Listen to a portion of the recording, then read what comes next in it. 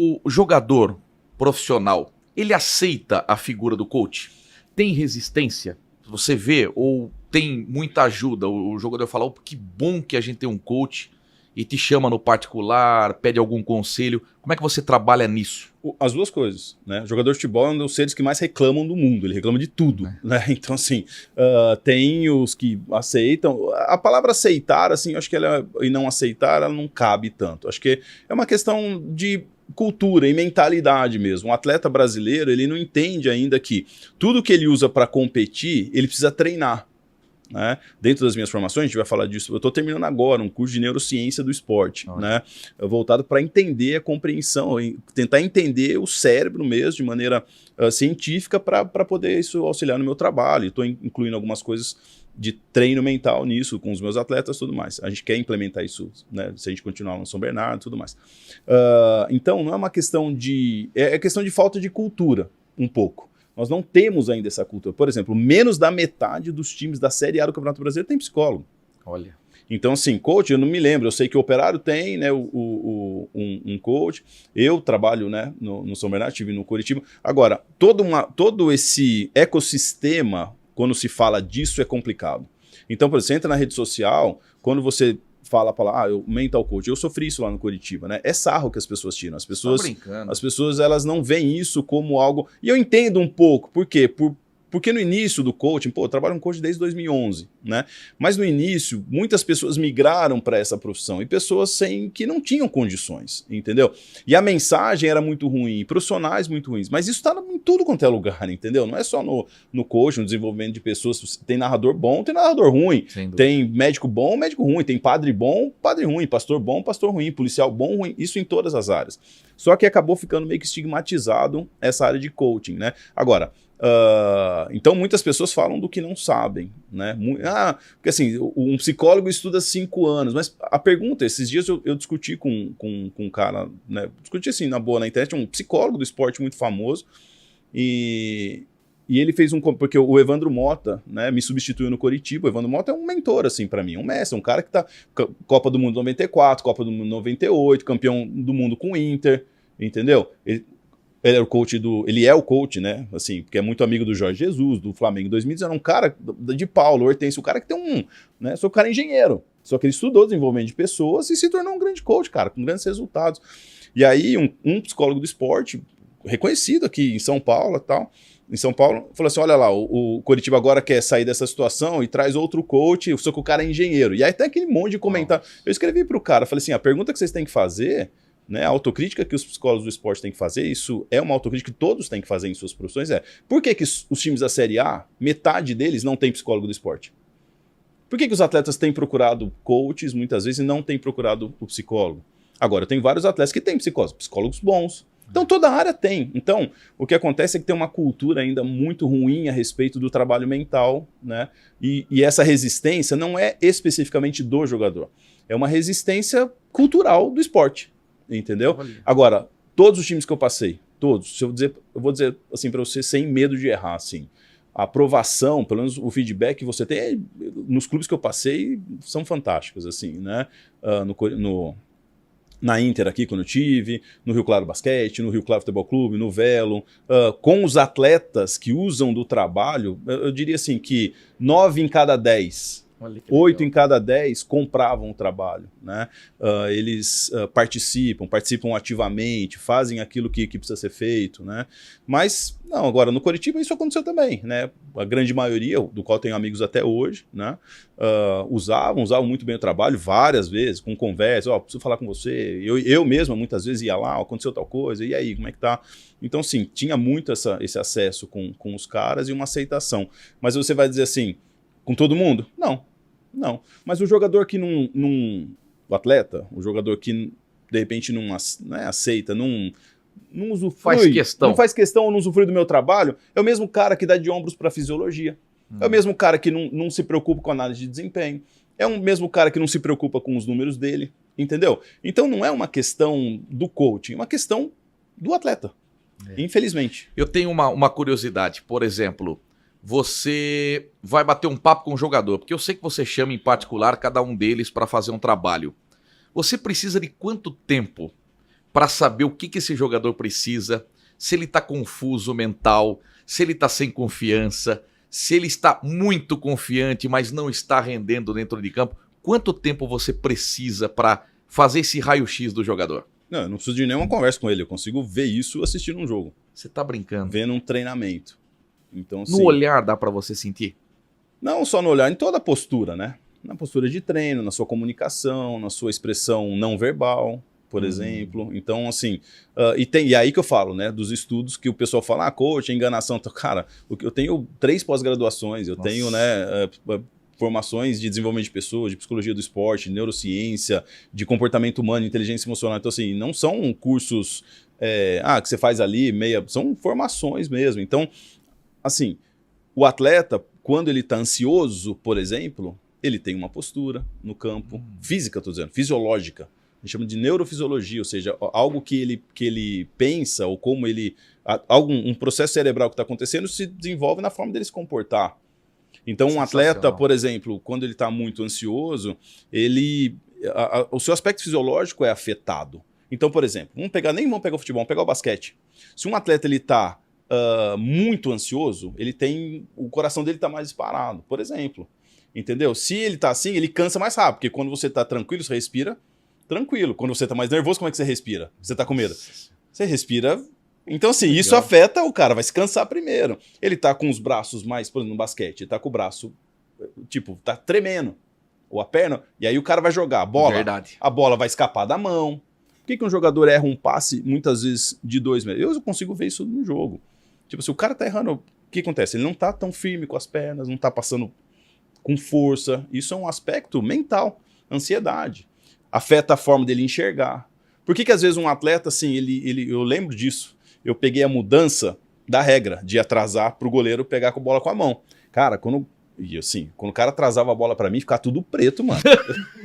Então você não enxergava nada. Você conversa com os atletas, acontece a mesma coisa. O que é isso? Ansiedade. Você não enxerga. Por quê? A ansiedade, ela afeta seu processo visual. Essa foi ótima. Afeta seu processo visual. Você tem hiperfoco, ou seja, você enxerga assim. Quando um atleta ele precisa enxergar assim. Então, tipo, o cara traz a bola pra mim, cara, eu só tô vendo a bola e dá um bicudo pra mim, não tô vendo o que tá... Aí o zagueiro fala o quê? Pô, eu tava do seu lado. Mas não tem como. Você não enxerga, porque você tá ansioso. Olha só. Então, todo esse processo, né, eu consigo identificar antes, né, antes de ter uma conversa com um atleta. Agora, conversando, o grande sucesso, eu vejo assim, desse trabalho de coach que eu faço já há 6 anos, é ter tido uma mente de atleta, né, ter sido atleta. Isso. Por exemplo, tem jogador que te explora muito. Por exemplo, aquele que adorou o seu trabalho e que fala, pô, coach, eu queria contar da minha vida particular pra você. Pô, olha, eu não tô legal com a minha mulher. Olha, minha filha não fala comigo. Minhas finanças.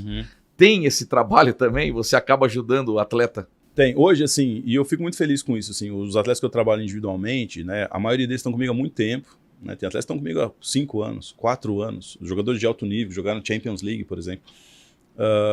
E a gente acabou... Eu tenho feito um pouco até dessa transição assim na minha carreira de coach. Porque eu acabei me tornando uma pessoa de confiança para muitos deles, entendeu? Então a gente trabalha assim os aspectos... Eu trabalho com performance. O meu papel é performance. Se algum atleta meu está tendo algum problema de saúde mental, eu encaminho para um psicólogo. Né? Então é isso, eu não assumo aquilo que eu não é... Eu tenho uma formação em psicologia do esporte, mas não é minha expertise trabalhar algumas questões de saúde mental. Então eu encaminho, cara, acho que você está entrando... Eu tive um atleta de fora do país e eu falei isso para ele. Falei, olha, eu acho que você está entrando num processo aí, cara, beirando a depressão. Eu acho que você deve procurar um psicólogo, acho que você deve procurar um trabalho que envolva mais uma questão de saúde mental. Entendeu? Porque não adianta, Edmar. Eu trabalho com performance mental. Deixar a mente forte. Imagina o músculo, se eu for malhar o meu músculo, meu bíceps, entendeu? Para que ele cresça, ele precisa estar saudável. Se ele estiver lesionado, eu não posso fazer exercício com ele enquanto ele estiver lesionado. É a mesma coisa a mente. O meu trabalho traz desenvolvimento mental, força mental. Para ter força mental, o cara precisa estar saudável. Então eu encaminho muitas vezes para um psicólogo, né? E tenho essa clareza, né? Por isso que é meio injusto essa coisa de dizer que a gente, né, tipo, faz trabalho do psicólogo, os caras estudaram. Não, um bom coach ele vai fazer isso. A não ser que ele seja psicólogo e coach, aí tudo bem. Entendi. Né? Mas eu encaminho. Então hoje eu tenho feito um pouco dessa transição, assim. Eu tenho alguns atletas comigo que a gente se fala todo dia. Todo dia, literalmente. né? Então, nesse acompanhamento que a gente faz e tudo mais, que envolve muitas vezes outras áreas que não só a performance. Mas se você me perguntar como você trabalha, hoje basicamente meu trabalho é de performance mental. Tá. Um dos atletas de Champions League, a gente pode citar o Arthur Gomes, Sim. que hoje está no Cruzeiro e jogando o fino da bola, foi revelado pelo Santos, jogou Atlético Goianiense. E teve uma passagem muito interessante dele na Champions League que entrou o seu papel, a parte psicológica, porque ele vai bater um pênalti decisivo contra o Arsenal e ele converte. Sim, não só esse, o Arthur é um menino assim, né? Menino, mas um homem, um atleta muito comprometido, um dos que eu, assim, de verdade, um dos caras mais comprometidos que eu já vi, já trabalhei. O Arthur tem seu nutricionista próprio, ele paga isso do bolso dele, entendeu? Ele trabalha comigo já há 4 anos e meio. Ele tem o seu nutricionista, ele tem o seu personal, ele tem uma equipe, né, muito famosa, né, que trabalha a parte de análise de desempenho dele. Nossa. Então, assim, é um cara que realmente é um profissional assim, exemplar. E sem dúvida, né? Não só isso, na Champions League ele fez um golaço lá, fez uma caneta, deu uma caneta no Emerson e chutou debaixo das pernas do Lohri, né? Jogou 2 minutos. É o que a gente sempre trabalha. Cara, você vai jogar 2 minutos, 5 minutos, a mentalidade tem que ser a mesma. Foi contra o Tottenham esse jogo? Contra o Tottenham, 2-0. 2-0. Então o Arthur é um... Tipo, a gente se tornou amigos, eu acabei me tornando mentor do Arthur, assim, hoje. A gente não tem a mesma frequência de sessões, mas pelo menos, no mínimo, né? Desde uma sessão por mês a gente faz. Irmão, ele me escreve, e assim, me escreve, a gente se fala como um mentor, às vezes pede minha opinião para algo, extrapolou dessa coisa só, me paga para fazer uma sessão. Entendeu? Que legal. Tem uma imagem número 7 que é você no Camp Nou, campo do Barcelona, onde eu tive a oportunidade também de conhecer a primeira vez, depois eu retornei e a gente fica impressionado com o tamanho do campo do Barcelona. Especificamente, o que você foi fazer no Barcelona? Eu fiz um curso, o Barcelona tem uma plataforma de formação, né, com várias áreas. Porque uma das coisas que o Barcelona também é de vanguarda, assim, é que eles querem ser também reconhecidos na área de conhecimento, de gerar conhecimento, né? E eles têm uma plataforma chamada Barça Innovation Hub, né, Universitas, que lá você pode encontrar um monte de curso, né, voltado para a área de performance no esporte. Então, de todas as áreas que você pode imaginar. E tem inglês, em espanhol, em catalão e em português, né? Eu fiz um curso de 4 meses de psicologia de esportes de alto rendimento, né? Lá. Isso foi em 2019. Assim que acabou o curso, o Barcelona abriu a oportunidade para 100 pessoas do mundo inteiro passarem uma semana estudando com todos os profissionais que trabalham no Barcelona. Desde a área médica, performance, física, treinadores e tudo mais, ex-atletas. Então, você tinha que se inscrever, né? Você precisava fazer um application lá que eles falam, né? Tinha que falar inglês, porque tudo era em inglês, não teria tradutor nenhum, então era um dos requisitos, né, para isso, né? Todas as palestras seriam em inglês. Então, eu fui selecionado, né? Então, assim, 46 países diferentes, em 100 pessoas, 111 pessoas tinham no curso, né? Então, de 46 países diferentes, eu passei uma semana lá tendo, então, aulas, né, com os profissionais do Barcelona, de todas as áreas, e também acompanhando alguns jogos de basquete, no futebol, aquele final de semana não jogou lá, mas a gente assistiu futebol de salão, assistiu handball, a gente assistiu futebol feminino, a gente conheceu o estádio Johan Cruyff também, que teve um jogo lá. Foi bem legal essa experiência. E curiosamente, seu primeiro transferindo para o futebol, onde você é um coach de primeira, a gente sempre bate na tecla que por que o Zico marcava tantos gols de falta? Porque terminava o treinamento, ele ficava batendo até acertar a toalha que estava no ângulo. Hoje não, o jogador não vê a hora de terminar o treino para ele ir para o vestiário para ver as mensagens do celular. Você sente isso também nos jogadores? Não precisa especificar quais, por exemplo, mas nos times que você chegou a trabalhar, você sente isso também, essa pressa do jogador ir embora para ver o celular? Não é nem questão de individualizar, isso é uma cultura do futebol. Isso é uma cultura que está presente no futebol. Inclusive, é um dos grandes problemas que eu trabalho com os atletas. Entendeu? Porque, assim, acaba um jogo, antes, por exemplo, daquele momento de oração, tá todo mundo sentado no seu lugar, na sua baia, ele não tem a roupa com o celular. Nossa, terrível. Para ver o que está sendo falado muitas vezes na internet a respeito. Isso é terrível, porque tanto você não deve se empolgar com aquilo que falam de você, porque amanhã eles vão te xingar, né? E se te xinga, tira sua confiança. Enfim, é complicado. Na fase que eu tive lá no Coritiba, o meu Instagram, quando a gente perdia jogo, tinha 15, 20, minha esposa, né, eu mostrava pra ela, 15, 20 mensagens de xingamentos, Você tá de... brincando. eu posso te mostrar depois aqui. E ameaças, assim. Então, assim, é uma cultura, infelizmente, muito danosa, né, do futebol, muitas vezes, mas da própria tecnologia, porque você acaba dependendo daquilo, né, fazendo base da sua vida naquilo que as pessoas pensam de você. Então, assim, é um problema. E com os atletas, sem dúvida, isso é uma cultura. Olha, eu já ouvi narrativas de jogadores brasileiros muito famosos que os caras, no intervalo, fazem isso. De grandes jogos. Sim. Cultura muito dos europeus também proibir os jogadores de ficarem com o celular em concentração. Você é a favor, você é contra, você acha que isso só parte dos europeus?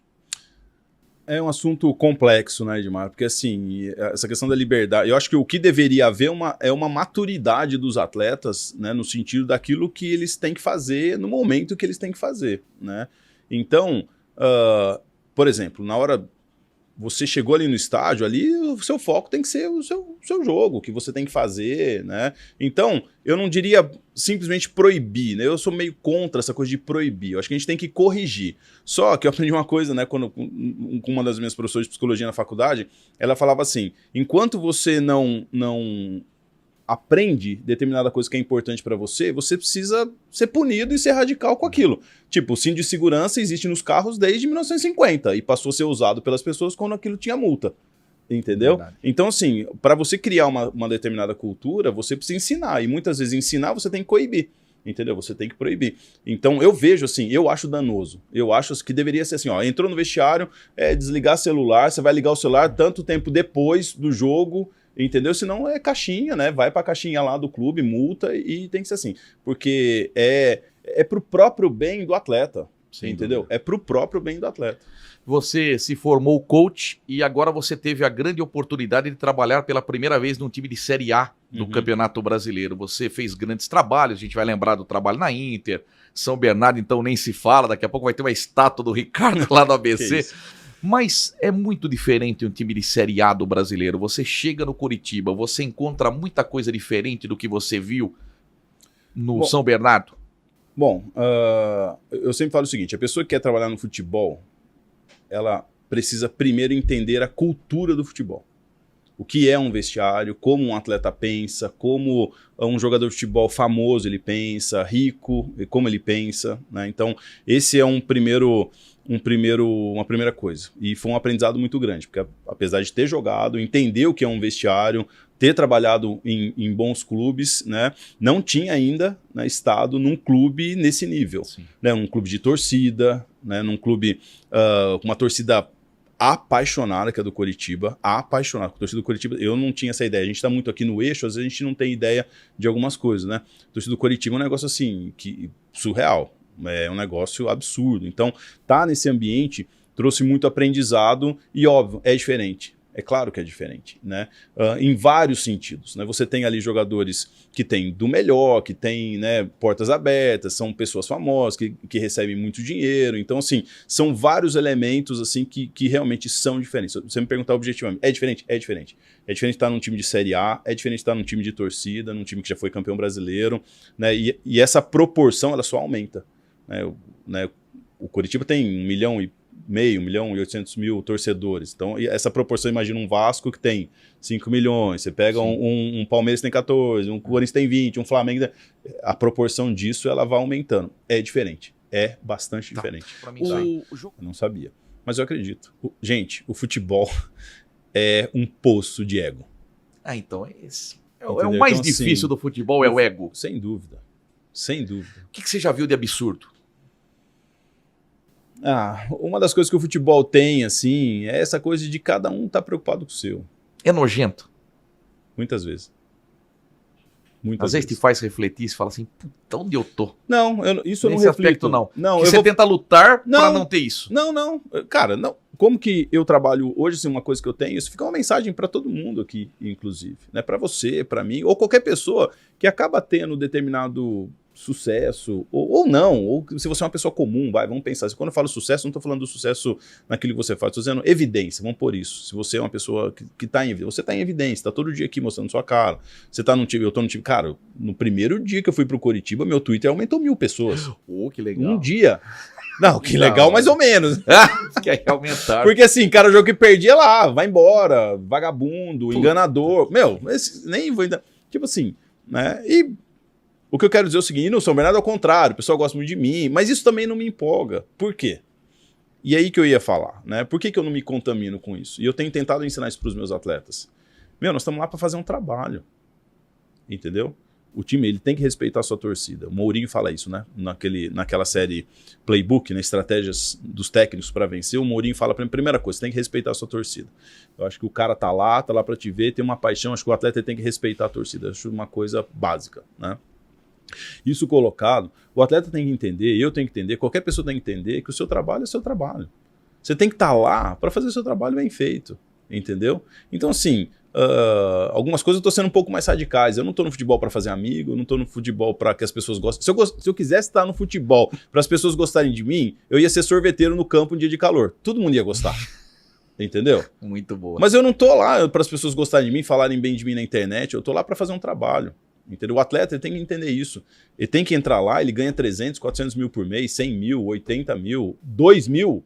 Ele tá representando uma torcida. Ele tem que entrar lá, fazer o seu melhor. Cara, ele tem que ir pra casa dele, ou qualquer pessoa aqui, ó, você tá na sua empresa, você tem o seu negócio, cara, acabou 6 horas, 8 horas, não importa, desliga. Entendeu? Tem coisas mais importantes na vida. Vai curtir sua esposa, vai curtir seu filho, vai curtir seu descanso.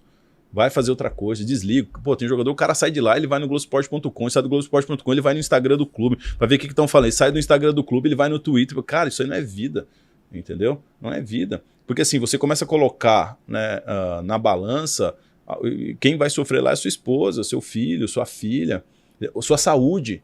Então o cara que tá na empresa também, que tá nos ouvindo aqui, tem coisa mais importante, desliga. Vai lá fazer o seu trabalho, entendeu? É óbvio, se você estiver num ambiente onde você pode fazer o seu trabalho, fazer amigos, mas o ambiente de futebol ele não te proporciona muito isso. Eu falo isso, né? O pessoal às vezes questiona um pouco. Uma das coisas que eu falo em time é o seguinte: para com essa história de família. Entendeu? Falar, estamos numa família. Meu, que família. Nós temos que pensar como time. Ok? Olha. Como time. Família é para sempre. Aqui não é para sempre. Daqui 6 meses você vai estar num lugar jogando contra mim e me dando porrada. Entendeu? Então, assim, a gente tem que pensar. O que eu quero dizer não é que não possa haver um ambiente positivo, Léo, tem que ser. É muito melhor trabalhar num ambiente bacana, como a gente está aqui com essas pessoas, do que num ambiente hostil. É óbvio. Onde todo mundo quer passar a perna um no outro. É óbvio que a gente tem que construir algo onde o ambiente favoreça a performance, onde as pessoas se gostam, onde as pessoas. Mas esse não tem que ser necessariamente o objetivo. A gente tem que entender que a gente está lá para performar. Cara, você ganha bem para vir aqui fazer o seu melhor. Entendeu? Você tá aqui num grande clube ou qualquer clube representando alguém que não tem favor. O clube é obrigado a te pagar e você é obrigado a gerar performance. Jogar bem, mal é do jogo. Entendeu? Você pode jogar bem, ganhar jogo, perder. Mas, cara, entrar aqui de manhã, se você treinar, você tem que vir aqui e fazer o seu melhor. Pré-treino, treinar direito, pós-treino, dormir bem. Cara, isso é sua obrigação. A gente tem que parar com esse negócio de jogador que ele pode fazer. Não, você não pode fazer o que quer, cara. Você ganha bem para você performar. Então nós estamos aqui, se a gente vai ser uma família escolar, ok? Ou se a gente vai ser o Palmeiras de 93, onde os caras mal tinha 2, 3 grupos ali, não importa. Importa se todo mundo, a hora que entrar no campo, aí sim, eu corro por você, mano. Você corre por mim. Por quê? Porque a gente tem um objetivo diferente. Quer fazer esse time subir, quer fazer esse time ser campeão, quer fazer esse time se livrar de algo. Aí sim. Então, esse papo, a gente tem que ser um pouco mais realista. Então, os atletas, eles gostam disso. Porque, assim, é a verdade. Entendeu? É óbvio, lá no São Bernardo a gente grita 1, 2, 3 família, porque a gente quer construir isso. A gente está tentando construir isso. Mas o pensamento é vencer. É o pensamento, a gente tem que performar, cara. Então, só que, à medida que você vai subindo, essa vaidade é muito grande. Então, porque onde o cara vai, todo mundo, pô, você é pica, pô, você é fera, pô, você não sei o quê. Ele tem portas abertas, onde ele vai. Todo mundo ergue o ego do cara. Por quê? Porque é legal, né? Pô, gente, hoje tem parça como profissão, pô. Verdade. O Neymar que o diga. Não só o Neymar, um monte. Não é só o Neymar, não. O Neymar, ele é representatividade disso. Não, perfeito. O cara paga pro cara ser parça. O cara deixa de trabalhar. Então, pra ser, por que você faz? Você é parça. Você vai lá levar o carro pra lavar, você vai... Todo mundo fala pro cara, ó, você é o cara, você é isso, você é top. E o cara, ele vai se inflando e ele acha isso mesmo. O que ele não sabe é que quando ele romper um ligamento, esses caras vão sumir. Por quê? Porque eles querem estar na festa. Eles querem estar aparecendo no Instagram. Tô generalizando, obviamente, né? Perfeito. É complicado. Então o ego no futebol é uma coisa muito grande. O Vampeta uma vez falou uma coisa que vai representar bem o que eu quero dizer. O Vampeta, cara, o Vampeta é uma figura, né? Figuraça. Ele falou assim, numa decisão de pênalti, falar pra mim que o jogador só tá pensando numa coisa, ir lá e fazer o gol. Eu não quero ser o cara marcado que se o time vai ganhar a decisão, se não vai, problema do time. Eu tenho que ir lá e fazer pra não ficar marcado. Esse é o pensamento do futebol. Dirigentes, ok? Técnicos, generalizando, tá, gente? Não tô falando que são todos assim. Técnicos, dirigentes, jogadores, muitos coaches. Eu sei de história de coach assim, tipo, cara, vou ficar aqui junto com esse cara aqui, ó, porque aqui, entendeu? Outro fala assim, não, quero ficar aqui do lado do jogador, porque isso aqui me traz status. Cara, o futebol é um nível de ego muito grande e o ecossistema promove isso. Você tá na TV o tempo todo, você tá no Instagram o tempo todo, é isso aí. Se uma torcida sabe que você tá lá, pô, isso aí começa, né, é legal? Pô, é legal, mas é muito frágil. Então a gente tem que ter uma consciência. Então que consciência que eu tenho? Eu tento passar para os meus jogadores que trabalham comigo no time. Cara, a gente tem que estar aqui para fazer o nosso melhor. Você ganha, e você ganha para fazer isso, e você deve fazer isso. Depois, desliga, termina, vai para sua casa e volta aqui, faz o seu melhor. Porque no futebol, meu, ninguém se responsabiliza por nada, mano. Sim. Edmar, você sabe o quanto eu sou, né, religioso, a gente vai falar disso talvez um pouco aqui, mas assim, eu tenho um pouco de dificuldade de entender qual é o impacto disso no futebol. Boa. Por quê? Porque todos têm as suas crenças, né? Isso deve ser, eu vejo assim, né? Eu creio que isso deve ser levado num nível individual, né? Deve ser trabalhado numa questão individual, né? Então, cada um tem lá a sua crença e tudo mais. Eu acho que você institucionalizar algo é meio perigoso, sabe? Eu não gosto muito disso. Então, e você me conhece, nós vamos falar disso aqui, né? Mas no sentido, por exemplo, vou dar um exemplo que aconteceu no Coritiba, tá? Enquanto eu tava lá. Um dia a gente chegou lá, o CT estava cheio de espelho, tinham pintado uns negócios lá, tal. O pessoal tinha levado uma senhora lá que trabalha com, acho que chama Feng Shui, sei lá, alguma coisa nesse sentido aí, né? Crença. Uma crença e tal. Beleza, tá tudo certo. Só que qual que é o problema? Isso aí eu tô falando agora, é minha opinião, já não tô lá, eu posso dar minha opinião. Eu creio assim, daí sai lá na página do Globoesporte.com, entendeu? Coritiba atrás, meu, não tem nenhum problema, entendeu? Não tem nenhum problema se alguém quer fazer isso. Isso faz parte da cultura do futebol, entendeu? Faz parte da cultura do futebol. Mas quando você institucionaliza e diz que aqui, assim, eu começo a ter um pouco de problema com isso, entendeu? Por quê? Já entrando até um pouco, Deus não está preocupado, cara, se as pessoas vão ganhar título, se as pessoas vão ganhar jogo, se o time A vai ganhar, meu, Deus não está preocupado com isso. Deus quer, né? Deus ama as pessoas e ele está fazendo outra coisa na vida das pessoas. Não é isso. Deus não está tornando as pessoas bem-sucedidas, entendeu? Essa não é a missão de Deus. Ele não faz o placar. Exatamente, isso não é a missão de Deus. Deus não vai fazer uma coisa que é para eu fazer. Eu tenho essa mesma opinião. Eu vi uma entrevista do Everton esses dias no Bola da Vez, eu gosto muito do Bola da Vez, começaram a falar lá dele não pegar pênalti, né, e tal. A torcida do Palmeiras está criticando que o Everton não pega pênalti, não sei o quê. E ele falou assim, ó, eu tenho a minha religião, o Everton também é muito religioso, cristão também. Eu falei assim, mas Deus não vai fazer aquilo que é para eu fazer. Então, assim, eu creio muito assim, que Deus está fazendo algo diferente na vida das pessoas. Deus não está preocupado se as pessoas vão ser bem-sucedidas, se elas vão ser ricas ou pobres. Se fosse assim, então, tipo, Deus esqueceu da África e Deus ama mais os Estados Unidos ou um país, né, rico. Não existe isso. Então quer dizer que o time da Inter subiu porque tinha mais crente lá ou religioso do que o 15 naquele jogo. Cara, isso não existe. Existe trabalho, entendeu? Quando a gente fala de trabalho, nós estamos lá para trabalhar. Cara, eu tenho a mesma opinião sua. Por exemplo, assim, ó, eu joguei pouco, mas quando eu entrava em campo, eu não pedia para Deus o resultado positivo, eu pedia para eu não me machucar. Sim. Uhum. Eu rezava, falava, Deus, por favor, que eu tenha um bom desempenho, que eu consiga ir bem e que eu não me lesione. Sim, agora, isso que eu falo. Agora, o meu grande problema é a institucionalização disso. Cada jogador ter a sua crença, né? Cada jogador ter os seus... Né? Isso faz parte da cultura do futebol. Agora, é um problema, então, que eu estava falando lá do Coritiba. Então, assim, saiu lá no Globoesporte.com. Cara, isso é complicado. Putz. Porque, assim, o clube tem 1 milhão e não sei quantos mil torcedores, entendeu? Como que isso é visto? E aí, assim, eu ouvi isso de jogadores. Pô, quanto você estudou, coach, para estar aqui no Coritiba? Quanto que tem um fisiologista top lá? Você tem 3 fisioterapeutas. Cara, então, assim, se ganha um jogo... Tipo, isso ganhou porque trouxe tal coisa assim, assim, assado. Entendi. E o que a gente estudou, e o que a gente trabalha, e o que a gente tenta fazer, né? E o que o cara corre, né? Então, assim, eu acho que faz parte, deve fazer parte, porque isso é uma coisa, nosso país é um país cristão, né, basicamente. Então, assim, só que você tem que respeitar o cara que não é, você tem que respeitar aquele que tem uma religião X, Y, Z. Eu tô falando isso em termos de clube. Então, assim, só respondendo, né? Eu falo pra caramba, né? Só respondendo a pergunta, né? Tipo, lá na Inter, sim, a gente era muito forte mentalmente.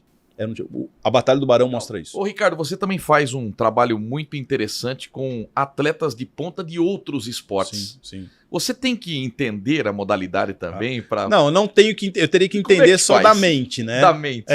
Porque o trabalho é igual, só muda dentro das dinâmicas. Por exemplo, eu tenho atleta de taekwondo. A luta de taekwondo ela é rápida e você tem que ter um nível de concentração diferente de um atleta que, por exemplo, faz uma maratona, onde é longo, um ciclismo, onde a prova é longa. Então são abordagens diferentes. Agora, hoje eu gosto de entender do esporte. Eu gosto de aprender do esporte, assim. E eu vou te falar, hein? Alguns esportes assim que eu trabalho, né? Que eu trabalhei. Nicole Silveira, sim, melhor resultado das Olimpíadas de Inverno do Brasil, trabalhou comigo no ciclo olímpico.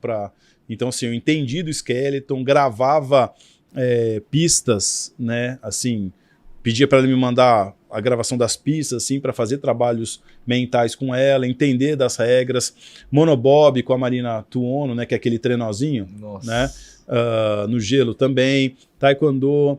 Ciclismo de pista, que eu tenho atleta, a Alice Melo, ela é de Mossoró, mas ela treina aqui em Americana, do ciclismo ABEC de Rio Claro, que era a seleção brasileira de ciclismo, né? A Alice está comigo há 2 anos já, medalhista, tudo mais. Então, ciclismo tanto de pista quanto de estrada, né? Agora, acabei de dar início a um trabalho com um atleta de tiro, né, do Brasil, da seleção brasileira também de tiro, vai estar no PAN agora do Chile, também busca vaga olímpica. Nossa, todo mundo te procura. E aí a gente tem que, né, então atletas de luta, como eu falei, taekwondo, né, então basquete, então assim, você acaba tendo que, não necessariamente eu precisaria, entendeu? Mas a primeira coisa que eu pergunto quando é um esporte que eu não entendo, eu falo onde eu posso ler, onde eu posso entender as regras, tudo mais, porque isso facilita meu trabalho também, até a minha linguagem, a forma de interagir com eles, no sentido, né, você tem que fazer um movimento como esse, então isso gera também no atleta, para comigo, credibilidade, entendeu? Pô, o cara tá aprendendo do meu esporte para entender como que isso funciona.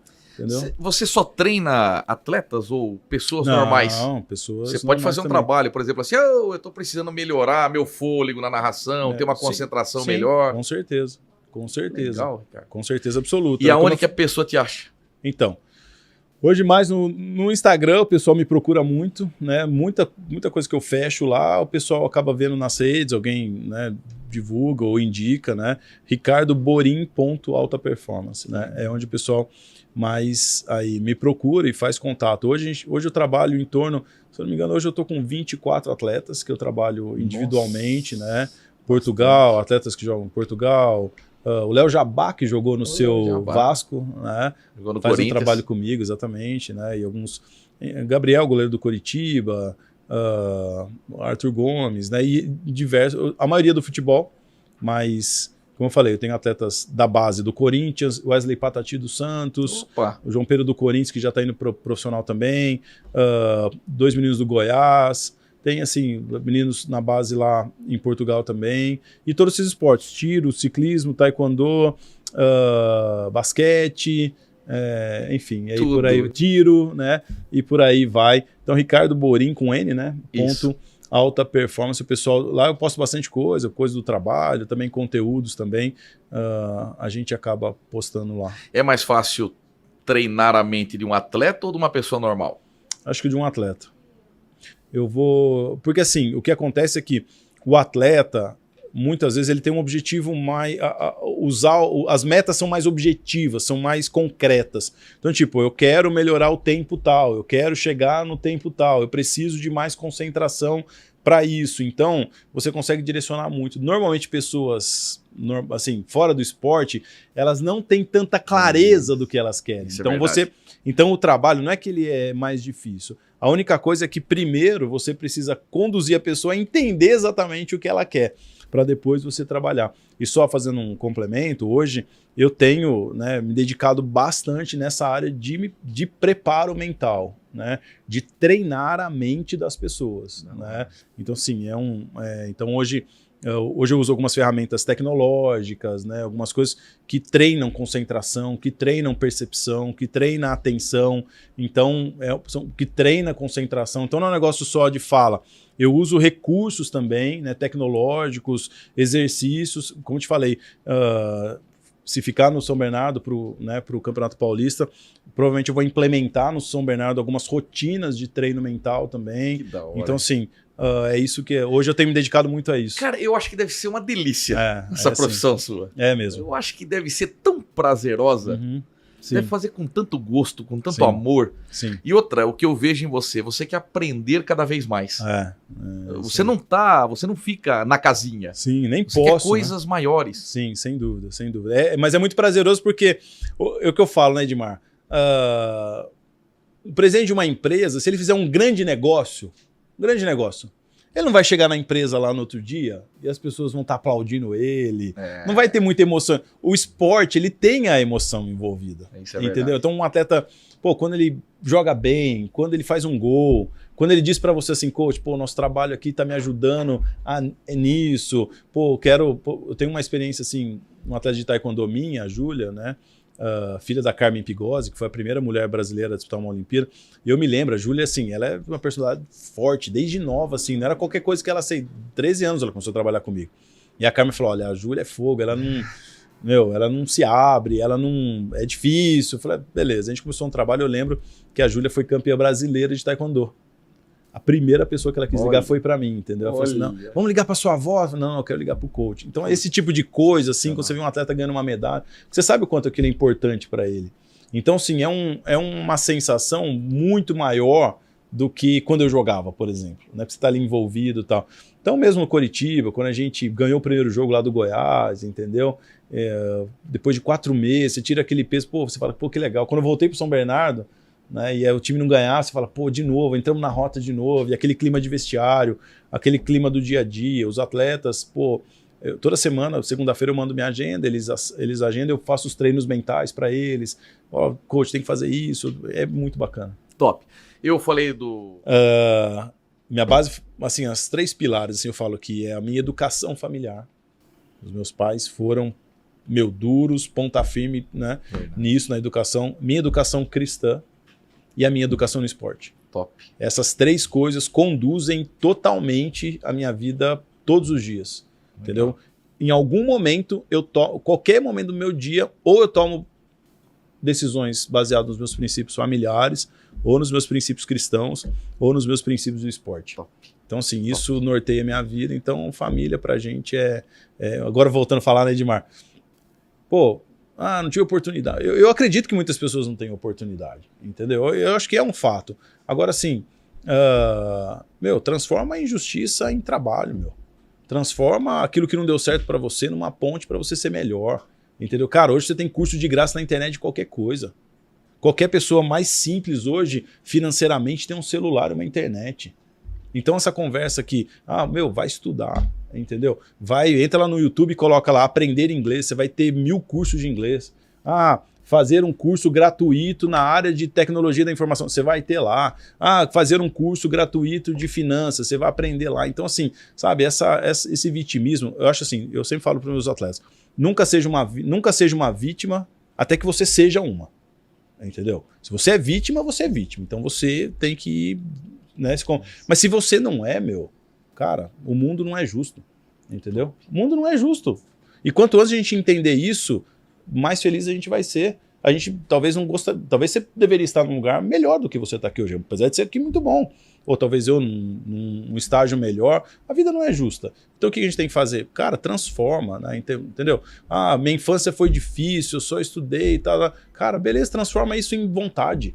Essa geração, cara, elas querem aquilo que é fácil, aquilo que é rápido.